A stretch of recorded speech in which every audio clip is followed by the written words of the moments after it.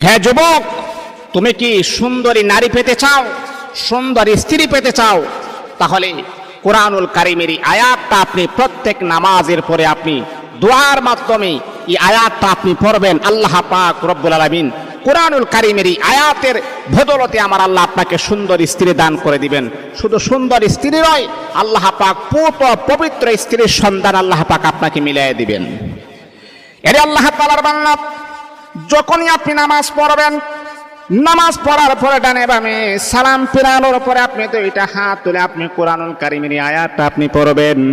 রব্বানা হাব লানা মিন আজওয়াজিনা ওয়া যুররিয়াতিনা কুররাতা আ'য়ুনিন ওয়াজআলনা লিল মুত্তাকিনা ইমামা।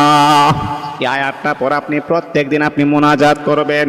দেখবেন আল্লাহ পাক রব্বুল আলামিন আপনার দোয়া যখন কবুল হয়ে যাবে, আমার আল্লাহ